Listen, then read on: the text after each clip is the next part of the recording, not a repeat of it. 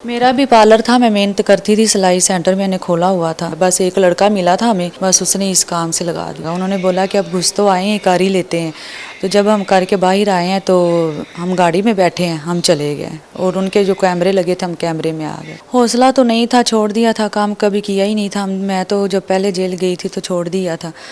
और बस जो एक लड़का था उसने मुझे बोला कि बाजी मुझे पैसों की ज़रूरत है, हम काम कर लेते। मैंने मना भी किया, मैं क्या नहीं, मैं नहीं कर सकती, मेरा हस्बैंड पहले ही अंदर है, मैं नहीं कर सकती, उसके पीछे जाने वाला कोई भी नहीं। तो इसका काम जो है वो घरों में वारदातें करना, जो भी जो घरों के नौकर होते हैं, बड़ी अच्छी सोसाइटियों में अट्रैक्टिव घर देख लिया और ये अपनी खातून होने का फ़ायदा उठाती है, अपनी दोस्ती कर ली किसी नौकर के साथ, सारी डिटेल ले ली और फिर ये घर में घुस के वारदातें करते हैं। किस तरह से आप वहाँ पे गई, किस तरह से घर वालों को गन पॉइंट पे यरगमाल बनाया, कितना पैसा लूटा, फिर किस तरह से बांटा? वो ना कचरा फेंकने आई सी, दरवाज़ा खुला था, जब वो अंदर जाने लगी तो अंदर चले गए। अंदर जाके फिर काम किया तो वो दो मियाँ बीवी थे, करके तो हम बाहर आ गए। ज्वेलरी नहीं थी और गोल्ड भी नहीं था, बस पैसे ही निकले हैं और वो हमने बांटे हैं। कभी पिस्टल या गन उठाया है? नहीं, मैंने कभी गन नहीं पकड़ी, कभी नहीं उठाई मैंने। नहीं, गन मेरे पास नहीं थी, लड़कों के पास ही होती थी। मैं तो कभी नहीं गन पकड़ी, उनके पास ही होती। आपका भाई यहाँ पे हैं, आपका खावंद कराची में गिरफ्तार है, तो ये कोई फैमिली बिजनेस है या मतलब कभी किसी ने कहा नहीं है कि ये काम गलत है, ये नहीं करना? परेशानी तो है बच्चों की, अभी तो 1-2 माह का बच्चा है मेरा, एक 3 साल का है और बेटी जो 6.5 साल की है, बेटा 7.5 साल का। हम माशरे से और हुकूमत से माफ़ी मांगना चाहते हैं, हमें माफ़ कर दें, गलती हो गई है हमसे। जी, ये हमने उसको नाम नहीं दिया, बल्कि ये नाम कराची पुलिस में मशहूर है, नसरीन एलियस डाकू रानी। और यहाँ पर भी जो लोग इसको जानते हैं वो इसी नाम से ही जानते हैं। तो बहन इस वक्त लांडी जेल में है, इसका हस्बैंड लांडी जेल में है, इसके जो देवर जेठ हैं वो वारदातें करते हैं और इसके जो अपने भाई हैं वो भी वारदातें करते हैं। डकैती करना कुछ मुल्कों में उसकी सज़ा मौत है। मिडल ईस्ट के कुछ ऐसे मुल्क हैं कि अगर आप किसी की घर की दहलीज में घुस गए हैं और आपने आम रॉबरी की है में उसकी सज़ा मौत है। वो ये अल्हम्दुलिल्लाह अब ये कम से कम 14 साल के लिए ज़रूर जाएगी। सोशल मीडिया पर खुश आमदीद। आज मैं मौजूद हूँ CIA चूंग में, जिन्होंने घरों में वारदातें करने वाला एक गिरोह पकड़ा है और इस गिरोह को लीड करती हैं ये खातून नसरीन, जो कि लाहौर और कराची पुलिस को डाकू रानी के नाम से जानी जाती हैं। इनकी क्या स्टोरी है, किस तरह से ये वारदातें करते हैं, किस तरह से इन्होंने गैंग बनाया, नसरीन से हम जानेंगे। नसरीन, ये बताइएगा कि कितनी वारदातें अब लाहौर में अब तक कर चुकी हैं? हमने पहली वारदात ये इधर ही हुई है, CCP के घर में हुई है, तो हमने ये की है तो हम कैमरे में आ गए थे, इसलिए पुलिस हमें पकड़ के इधर ले आई। ये तो पुलिस की काम है ना, उन्होंने कैसे पकड़ा? किस तरह से ख्याल आया आपने कि आपने एक गैंग बनाना है, घरों में वारदातें करनी है? ये इतना आसान काम नहीं है, तो इतना हौसला कहाँ से आया?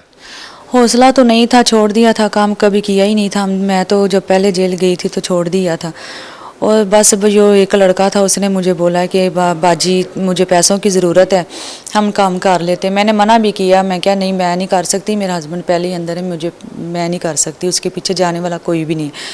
फिर उन लड़के से रब्ता हुआ, उन दूसरे लड़के से रब्ता किया, हम भी इधर आए हैं तो हमने मिलकर ये CC घर के जो काम है वो किया। अच्छा, आपने मेरी तरफ देखना है। आपने अभी बताया कि यहाँ पे आकर आपने काम शुरू किया। कितना अर्सा पहले आप कोई और भी किसी किस्म के जराइम में मुलव्वस हैं?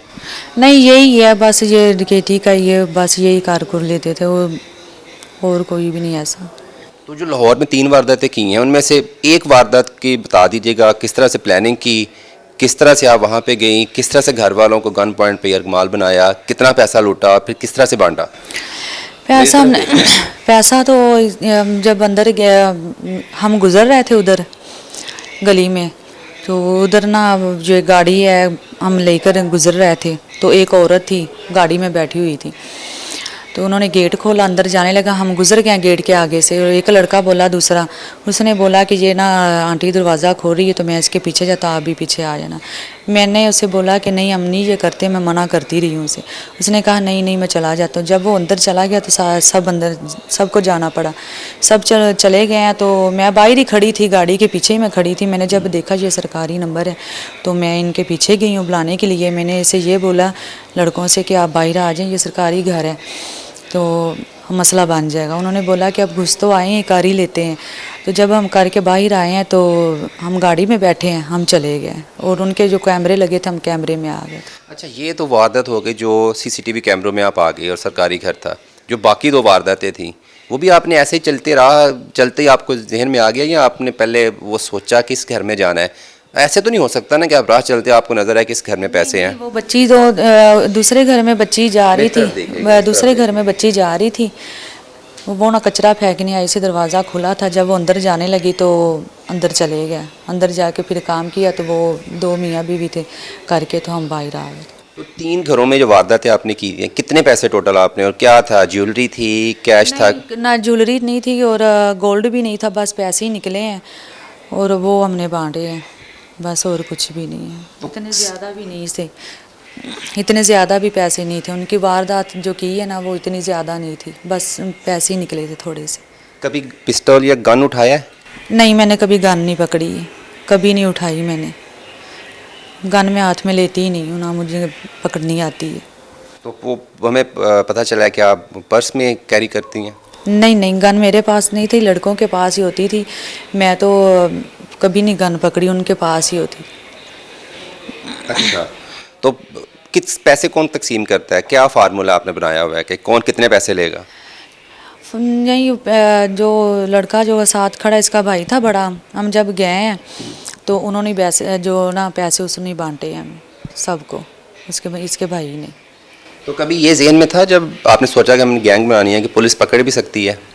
हाँ मुझे पता था, मैं इधर शो हूँ, मुझे पकड़ लेंगे, मुझे सब पता था। बस बुलाने के चक्करों में ये मैं आ गई हूँ इधर पुलिस वालों के साथ। मुझे पता था पुलिस वाले जानते हैं मुझे, तो मैं नहीं जा रही थी उधर। तो बस बुलाने के अंदर बस मैं कैमरे में। पुलिस वाले आपको कैसे जानते थे? आपने अभी कहा कि पुलिस वाले आपको जानते थे, क्या आप पहले पुलिस को मतलूब हैं? नहीं नहीं, ऐसी बात नहीं। मेरे हस्बैंड को पकड़ा था तो 1-2 दफ़ा उसे पकड़ा था, तो इसीलिए पुलिस वाले, मैं पीछे जाती थी उसको छुड़वाने के लिए या खाना लेकर जाती थी, इसलिए वो जानते थे। अच्छा, कराची में बताइएगा, आपने बताया आपके हस्बैंड पकड़े हुए हैं, कराची में है। कराची में भी आप पकड़ी गई थी, वो किस केस में आप पकड़ी गई? नहीं, कराची में नहीं मैं पकड़ी गई हूँ, ना मैं कराची में कोई वारदात की है। मुझे 3 दिन हुए थे मैं गई हूँ उधर, तो लोकेशन थी मेरे भाई के नंबर की, जो लोकेशन हो रही थी लोकेशन से पड़े उधर पहुँच गया थे। ठीक है जी। आपका भाई यहाँ पे हैं, आपका खावन कराची में गिरफ्तार है, तो ये कोई फैमिली बिजनेस है या मतलब कभी किसी ने कहा नहीं है कि ये काम गलत है, ये नहीं करना? नहीं, सब कह रहे हैं, सब जो हमारी फैमिली है, रिश्तेदार है, घर में किसी के घर में हम नहीं जाते हैं, ना आने देते हैं। वो मना कर देते हैं कि तुम्हारी वजह से, आप लोगों की वजह से हमें कोई मसला बन जाएगा, तो इसीलिए वो घर में किसी के नहीं हम जाते। तो कितने बच्चे हैं और अब अभी बच्चे किधर हैं? आप तो पुलिस की कस्टडी में हैं। बस जेठानी के पास बच्चे हैं मेरे, उनके पास ही हैं।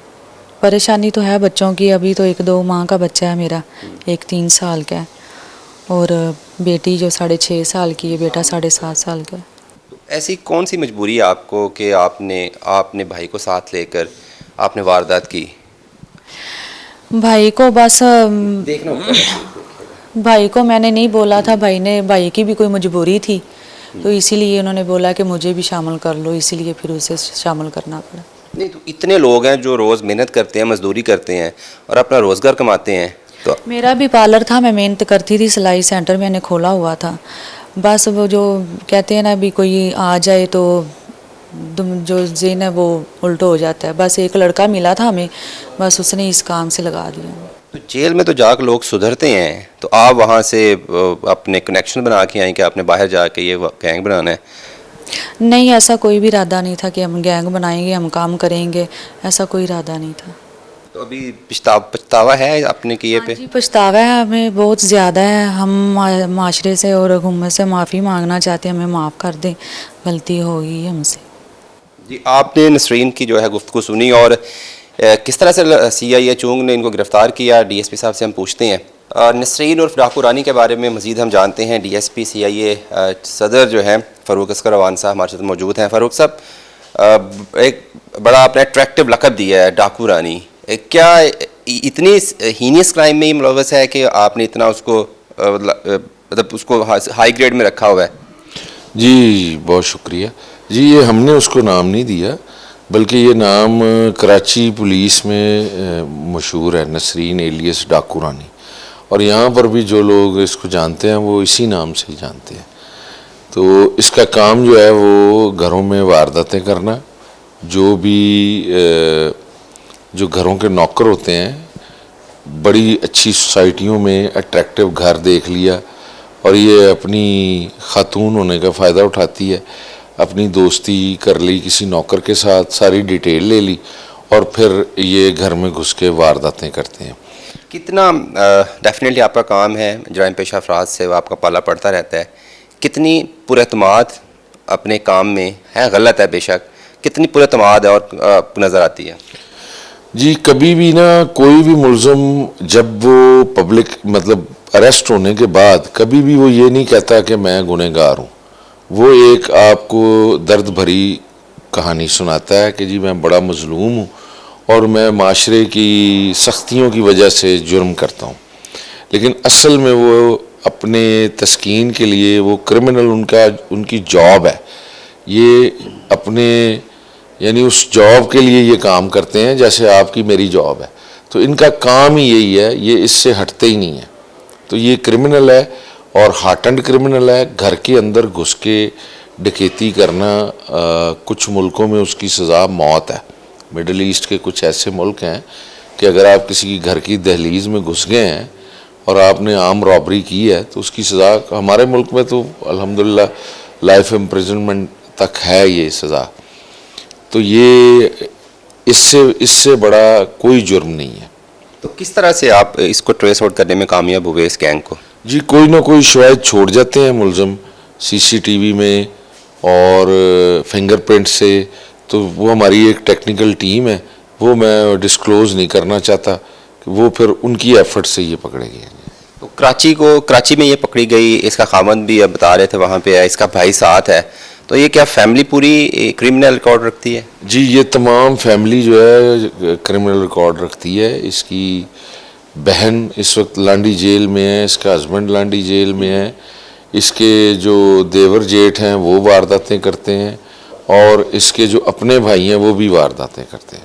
तो जो इसका फैमिली रिकॉर्ड है, क्या इसकी सज़ा या इसको जो सज़ा है या अदालत में इसको इसके खिलाफ कोई स्ट्रॉन्ग एविडेंस के तौर पर या सपोर्टिव एविडेंस के तौर पर कंसीडर हो सकते हैं? जी मैं बताता हूँ। इसका अपना रिकॉर्ड और इसका शनाख्त हो जाना, दौरान आइडेंटिफिकेशन परेड इसका शनाख्त हो जाना ही काफ़ी है।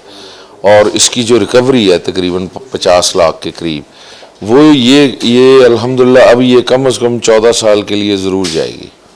आपको लगता है कि 14 साल से वो सज़ा हो पाएगी? देखिए जी, हमारा काम है केस को उसके मेरिट पे बना के कोर्ट में भेजना। कोर्ट में एक इदारा है प्रोसिक्यूशन का जो उसको चेक करता है, फिर उसके बाद ट्रायल होता है। सम टाइम लोग ये पुलिस और ये जुडिशरी पे करते हैं, लेकिन लोग खुद माफ़ कर देते हैं। जो मुद्दई है जब उसकी रिकवरी उसको मिल जाती है वो फिर दोबारा कोर्ट जाना नहीं चाहता। मोस्टली केसेस ऐसे हैं जिसमें मुद्दइयों ने माफ़ कर दिया। तो आपका ख्याल में क्या ये इसको आप सिंध कराची पुलिस के हवाले किया जा सकता है? जी कराची पुलिस इसको ले जाएगी जी। हम जब इसकी गिरफ्तारी और इसके मुकदमे कंप्लीट हो गए, हमने उनको इतला कर दी है, वो आके ले जाएंगे इसको जी। बहुत शुक्रिया। और ये बात बिल्कुल सही है कि आप अपने गलत काम की कोई भी जस्टिफिकेशन नहीं दे सकते, जिस तरह ये मुलज़िमा नसरीन दे रही थी कि उन्हें कुछ पैसों की ज़रूरत है। ताहम लाहौर पुलिस की और चूंग पुलिस CIA चूंग की ये कामयाबी है कि उन्होंने बर वक्त जो है इस गैंग को पकड़ लिया और जो वारदातें हुई थी वो भी रिकवरी करवा ली। और फ़ारूक साहब पूरा उम्मीद है कि अगर जिस तरह के शवाहिद अदालत में पेश किए जाएंगे, एटलीस्ट 10 से 14 साल की सज़ा इनसे वहाँ से हो सकती है।